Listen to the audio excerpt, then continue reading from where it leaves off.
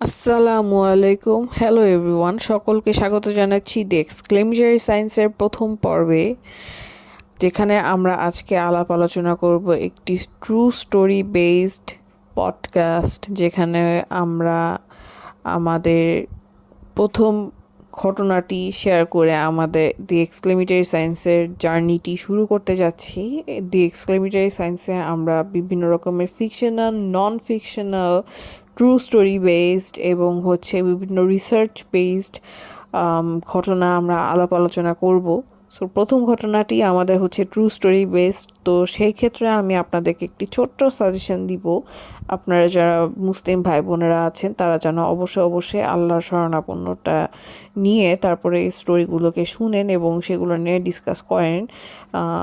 এবং যারা গিয়ে অন্য ধর্মাবলম্বীর ভাই বোনেরা আছেন তাদের কাছেও আমি রিকোয়েস্ট করব আপনারাও যেন আপনাদের সৃষ্টিকর্তার কাছ থেকে প্রার্থনা করে নেন যেন আপনাদের সাথে এই ধরনের কোনো প্রকার ঘটনা না ঘটে। কারণ অনেক সময় যেটা দেখা যায় যে আমরা এই ধরনের ঘটনাগুলো যখন আলাপ আলোচনা করি বা এই ধরনের জিনিস নিয়ে যখন রিসার্চ করছি বা কিছু করছি বা এগুলো নিয়ে আমরা যখনই শুনছিও, যেগুলো কিনা ট্রু স্টোরি বেসড, এগুলো অনেক সময় আমাদের নিজস্ব রিস্কের উপরে আমাদের এগুলো শুনতে হয় বা এগুলো নিয়ে ডিসকাস করতে হয়। সো এই ক্ষেত্রেই আপনাদের এই জন্যই আমি আপনাদেরকে রিকোয়েস্ট করব যেন যে যার ধর্মের প্রেক্ষাপট থেকে সৃষ্টিকর্তার কাছে আশ্রয় প্রার্থনা করে নিই। এবং মুসলিম ভাই বোনদেরকে আমি তো বিশেষ করে, যেহেতু আমি নিজে মুসলিম, সেই ক্ষেত্রে আমি আপনাদেরকে সাজেশন দিব সূরা ফাতিহা এবং চার কুল, তারপরে আয়াতুল কুরসি এবং সূরা বাকারার শেষের 2 আয়াত যদি সম্ভব হয় তাহলে সেটিও পড়ে নিতে,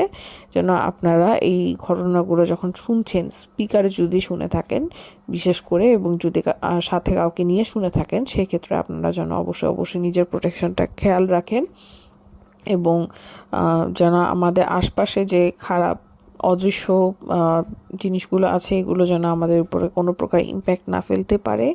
সেক্ষেত্রে আপনাদেরকে এই ছোট্ট সাজেশনটি দেওয়া। আপনাদেরকে ভয় দেখানো আমার মূল উদ্দেশ্য নয়। আমার মূল উদ্দেশ্য কি আপনাদেরকে প্রোটেক্টেড রাখা, আপনাদেরকে একটা সত্য সম্পর্কে জানানো এবং এই সত্যগুলোর মাধ্যম দিয়ে আপনাদেরকে এই সকল জিনিস থেকে প্রোটেক্টেড রাখা, এগুলো থেকে শিক্ষা নেওয়া যে কিভাবে করে নিজেকে প্রোটেক্টেড রাখা যায় বা কিভাবে করে এই সকল সিচুয়েশনে নিজেকে সামলে নেওয়া যায়। তো এর মাধ্যমে আজকে আমরা শুরু করতে যাচ্ছি, একটি ট্রু স্টোরির মাধ্যমে শুরু করব আজকে আমাদের দি এক্সক্লেমেটরি সায়েন্সের প্রথম পর্ব। সো সকলকে স্বাগত জানাচ্ছি এবং শুরু করছি আজকের আমাদের প্রথম ট্রু স্টোরি বেসড ঘটনা উইথ দি এক্সক্লেমেটরি সায়েন্স। ঘটনাটি ছিল টাঙ্গাইলের একটি গ্রামে 1975 থেকে 1980 সালের মধ্যকারের ঘটনা হবে। এটি আমার একজন বন্ধুর পরিচিত একজন আন্টির ঘটনা। এই ঘটনাটা আমি অনেক আগেই শুনেছি ছোটোবেলার থেকে, কিন্তু বিভিন্ন কারণে এই ঘটনাটি আমার রেকর্ড করা হয়ে উঠছিল না। আমি বেশ কয়েকদিন ধরে রেকর্ড করেও করা হচ্ছিল না। যেমনটা আপনারা জানেন, যে কোনো পডকাস্ট করতে হলে বা যে কোনো রেকর্ডিং করতে হলে একটা সাউন্ড প্রুফিং একটা রুমের প্রয়োজন হয়, অনেক কিছু আয়োজনের প্রয়োজন হয়। কিন্তু বর্তমানে যেহেতু আমার পক্ষে এগুলো শুরুতেই করা পসিবল হয়ে উঠছে না, এই কারণে আমি আপনাদের কাছে প্রথমে ক্ষমা চেয়ে নিচ্ছি। হয়তো বা রেকর্ডিংয়ে কোনো ব্যাকগ্রাউন্ডের সাউন্ড বা কিছু হয়তো বা আসতে পারে, যেগুলো একটু ডিস্টারবেন্স ক্রিয়েট করতে পারে আপনাদের লিসেনিংয়ে। সো সেই ব্যাপারে আমি আপনাদের কাছ থেকে প্রথমেই ক্ষমা প্রার্থনা করে নিচ্ছি।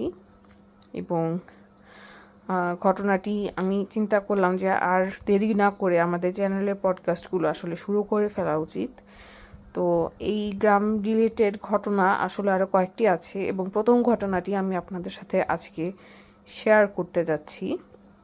গ্রামটির নাম আমি উল্লেখ করতে চাচ্ছি না, এটি টাঙ্গাইলের একটি গ্রাম এবং এখানে আমি যতগুলো নাম ব্যবহার করব সবই ছদ্মবেশী নাম।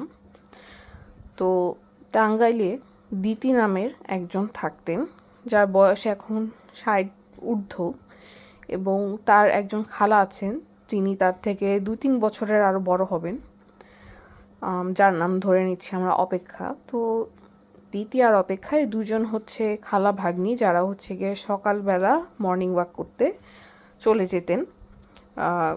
বিভিন্ন রাস্তায় তারা হেঁটে বেড়াতেন গ্রামের ভিতরেই। তো মর্নিং ওয়াক করার ক্ষেত্রে তাদের বিভিন্ন ধরনের ঘটনার তারা সম্মুখীন হয়, এবং সকালবেলা তারা যেটা করতেন আগেকার গ্রামের মানুষ, যেমন আমাদের কাছে এখন সকাল কিন্তু বলতে দেখা যায় যে খুব ভোরবেলা বলতে আমরা বুঝি যে 7টা 8টা এরকম, বা ফজরের নামাজটা পড়ে আমরা আবার শুয়ে পড়ছি, ঘুমিয়ে যাচ্ছি। কিন্তু গ্রামের দিকে কিন্তু আগে আসলে তা হতো না। আগে মানুষ ফজরের আজানটা দিলেই নামাজ পড়ে একবারে উঠে পড়তেন, মর্নিং ওয়াক করতেন, বা যার যেটা করার করতেন, বা কোরআন শরীফ পড়তেন, কিছু না কিছু একটা করতেন। তো ওনারাও এরকম সকালবেলা যখন ঘুম থেকে উঠতেন তারা হচ্ছে গিয়ে তারা ফজরের নামাজ পড়ে 5টা 5:30টার দিকে নামাজ পড়ে দেখা যেতেন যে একটা ব্রেকফাস্ট করতেন। তখনকার তাদের ব্রেকফাস্ট ছিল কি, মুড়ি দিয়ে চা একটা খেয়ে নিলেন। তারপর হচ্ছে গিয়ে পরবর্তীতে তারা মর্নিং ওয়াকটা সেরে নিয়ে এসে বাকি যেটা মানে ভারী ব্রেকফাস্ট যেটা এখন আমরা করি, রুটি পরোটা যেটাই খাই না কেন, সেটা হচ্ছে গিয়ে তারা পরে খেতেন। তো এরকম করতে গিয়ে একদিন হচ্ছে গিয়ে তারা যখন ফজরের নামাজ পড়ে রওনা দিলেন, যে একটু সকাল সকাল গেলে আমরা হয়তো বা হাঁটার সময়টা একটু দ্রুত পাবো, এবং কারণ যেহেতু রাস্তাটা ওই সময়টা খালি থাকে, মানুষজন কম থাকে, আমাদের পক্ষে এক্সারসাইজ করাটা একটু সুবিধা হবে। তো এইটা চিন্তা করে দুজন মিলে একটু সকাল সকালই বের হয়ে পড়তেন, 5টা 5:30 এরকম সময়ে, যখন আলোর একটা ছটাক দেখা যেত যে কোনো মতে আসছে, যে সূর্যটা উঠছে, এমন একটা সময়। তো ওখানে ওনারা হাঁটতে হাঁটতে একটা পুলের কাছে চলে যেতেন, যে পুলটা হচ্ছে একটা পুকুর বা একটা দিঘির উপর দিয়ে চলে গিয়েছিল, যেটা 2টা রাস্তা পারাপারের জন্য ইউজ হতো, কিন্তু খুবই ছোট একটা পুল, যেটা কিনা এখনকার আমরা কোনো রিসোর্টে গেলে দেখা যায় যে একটা ছোট একটা পুকুর বা একটা লেকের মতো করে রাখা হয়েছে, সেখানে তার উপর দিয়ে একটা ছোট্ট একটা পুল বা সামথিং। তো ওটাও ছিল এরকম।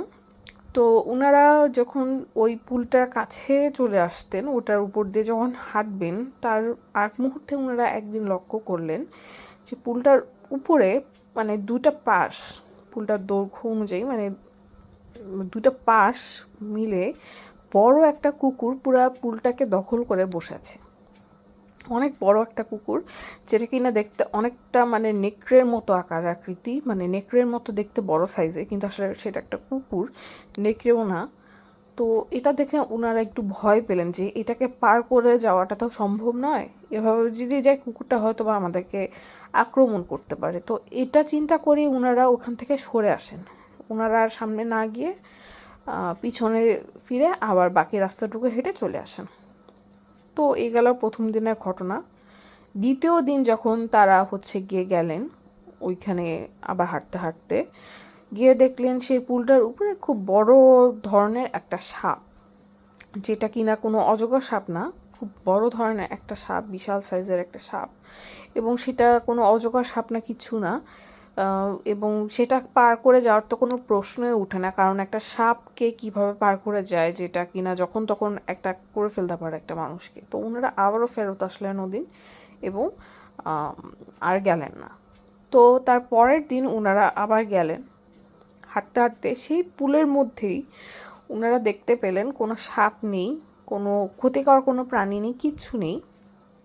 হঠাৎ করে ওনারা খেয়াল করলেন একটা রিক্সাওয়ালা রিক্সা চালিয়ে আসছে, এবং বেশ দ্রুত রিক্সাটাকে চালাচ্ছে, এমনভাবে মানে একদম কেয়ারলেসভাবে চালিয়ে যাচ্ছে যেন রিক্সাটা তাদের গায়ের উপর দিয়ে উঠিয়ে দিবে, এবং কোনো প্রকার চিন্তা ভাবনা ছাড়াই রিক্সাটা চালিয়ে যাচ্ছে। কিন্তু মজার ব্যাপার হচ্ছে ওনারা এই যে দাঁড়িয়ে আছে ওখানে, রিক্সাওয়ালা এক ফোঁটাও তার জায়গা থেকে সামনে আগিয়ে আসেনি।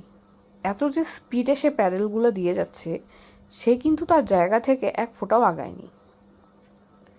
তো এটা দেখে ওনাদের কাছে একটু অবাক লাগলো, এবং ওনারা ওই মুহূর্তে কোনো কিছু চিন্তা না করে সোজা চলে আসলেন। ওনাদের কাছে মনে হলো যে এটা মনে হয় কোনো রিক্সাওয়ালা ইচ্ছা করে এই কাজটা করলো, বদ রিক্সাওয়ালা হোক বা যাই হোক, যে 2টা মেয়েকে একা দেখলো, এরকম সময় আসে, একটা ভয় দেখানোর জন্য হোক বা যেটাই হোক, সে ইচ্ছা করে কাজটা করলো, যে এরকম স্পিডে একটু রিক্সাটা চালিয়ে দেখায় দেই, একটা ভয় দেখালাম। তো এটা চিন্তা করে ওনারা চলে আসলেন এবং পরে তারা ডিসিশন নিলেন যে বারবার এরকম যেহেতু হচ্ছে ওই সেটটাকে অ্যাভয়েড করি বা সামথিং, দেন হচ্ছে গিয়ে আমরা আর একটু দেরি করেই যাই, সূর্যটা একটু উঠুক, আমরা হচ্ছে গিয়ে 7টার দিকে বা এরকম সময়ে আমরা হচ্ছে গিয়ে হাঁটতে বের হবো, এত সকাল সকাল না গিয়ে সূর্য পুরোপুরি ওঠার পরে আমরা যাব, ওই সময়টা আর নাই যাই, তাই ভালো হয়। তো এই চিন্তা করে ওনারা আর একটু দেরি করে যাওয়া শুরু করলেন। এভাবে করতে করতে ওনাদের যেটা হলো যে মানে হার্টের ইন্টারেস্টটাও আস্তে আস্তে কিন্তু কমে গেল। এটা যেরকম হয়েছিল না যে মানে দুজন মিলে একা নিরিবিলি একটা রাস্তায় যেভাবে করে খালা ভাগ্নি একসাথে কাছাকাছি বয়সী বান্ধবীর মতো সুন্দর করে চলাচল করছিলেন, হাঁটাহাঁটি করছিলেন, সেই জিনিসটা আর মানে আগের মতো আর থাকলো না, অনেকটাই কমে আসলো, সেই ইন্টারেস্টটাও কমে আসলো। আর দেরি হয়ে গেলে খুব একটা আর ইচ্ছা করে না যে আবার ফজরের নামাজ টামাজ পড়ে একটু রেস্ট নিয়ে আবার যাব, তখন আর ইচ্ছাটা ওইভাবে করে কাজ করছিল না ওনাদের মাঝখানে। তো যাই হোক, এভাবে কয়টা দিন পার হলো।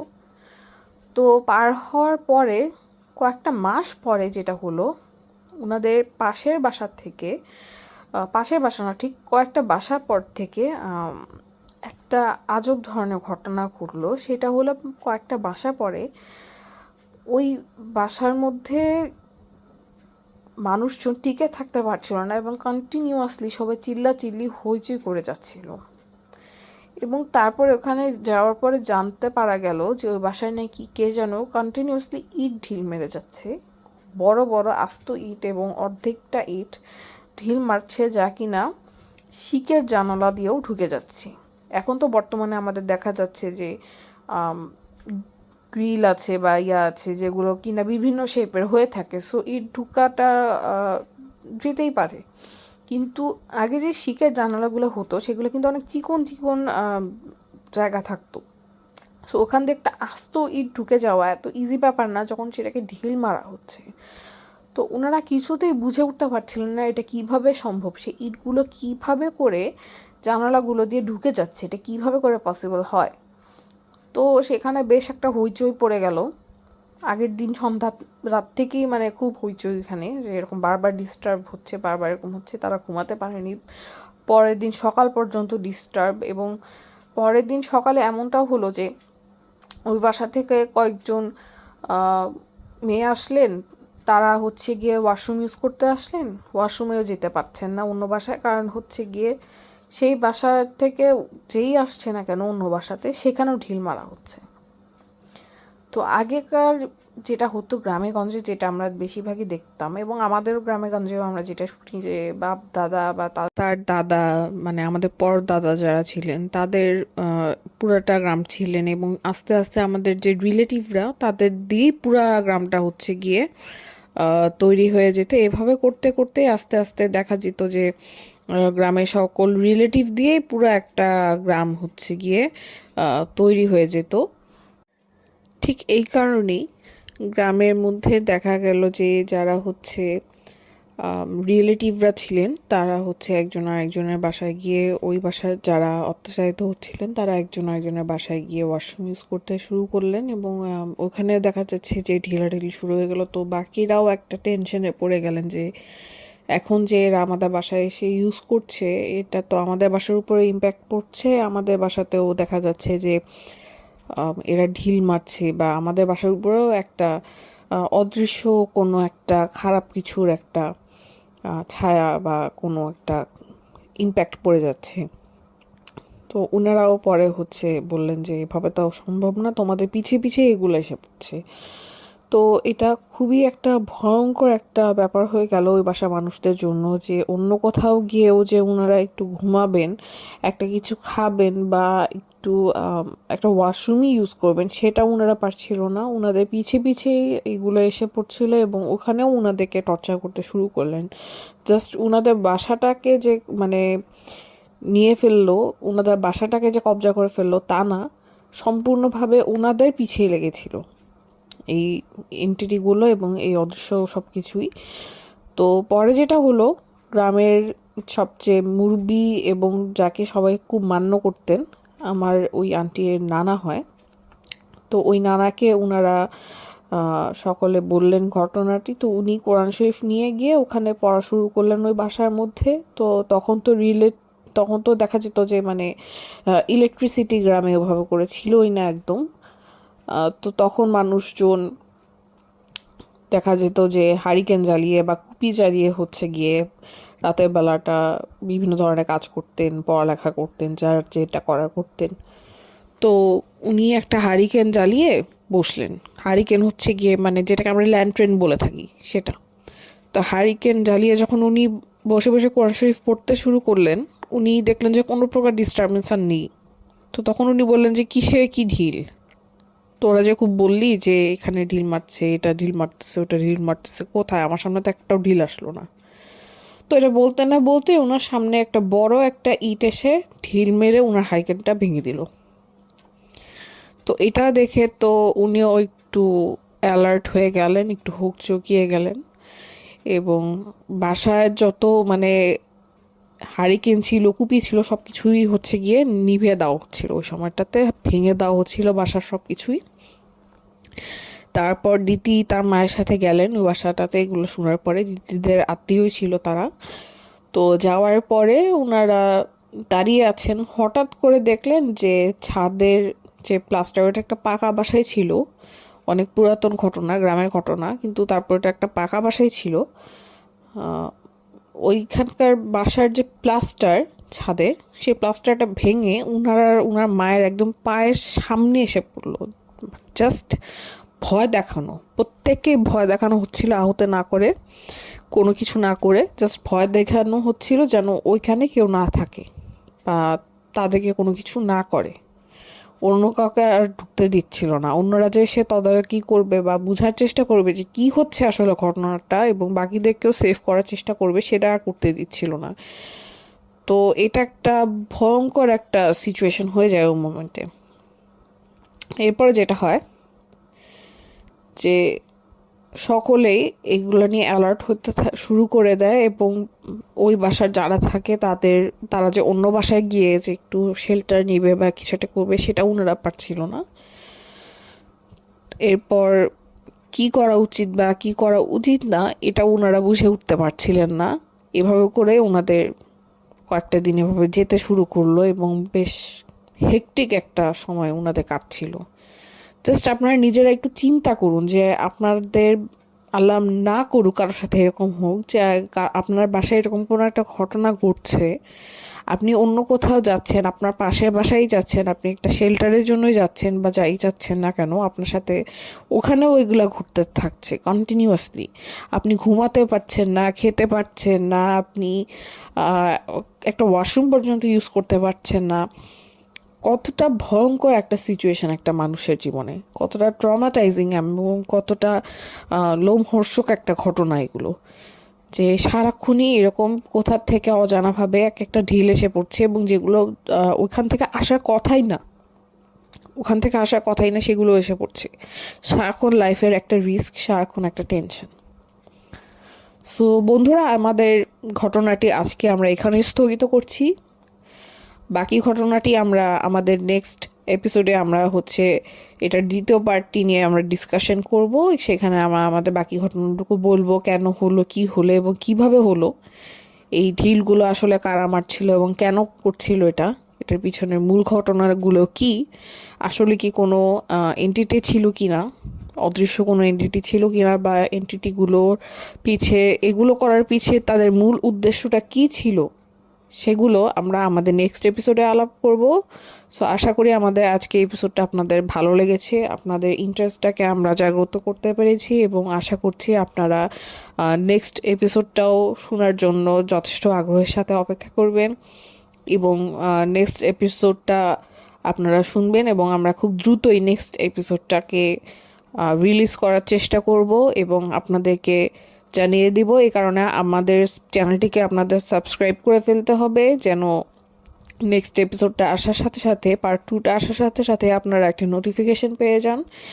এবং আমাদের ভিডিওটা ভালো লাগলে অবশ্যই লাইক করে দিবেন, আমাদের চ্যানেলটিকে সাবস্ক্রাইব করবেন এবং আমাদের ভিডিওটি কেমন লাগলো, আমাদের পডকাস্টটি কেমন লাগলো, সেটি আপনারা প্লিজ কমেন্ট করবেন এবং কোনো প্রকারের যদি আপনাদের নিজেদের মধ্যে কোনো ঘটনা ঘটে থাকে, আপনাদের জানা পরিচিত কারোর মধ্যে যদি এই ধরনের কোনো ঘটনা ঘটে থাকে, বা আপনার নিজের জীবনে যদি এরকম কোনো ভৌতিক বা মানে অলৌকিক কোনো ঘটনা ঘটে থাকে, সেগুলো আপনারা স্বাচ্ছন্দ্যে আমাদের সাথে শেয়ার করতে পারবেন।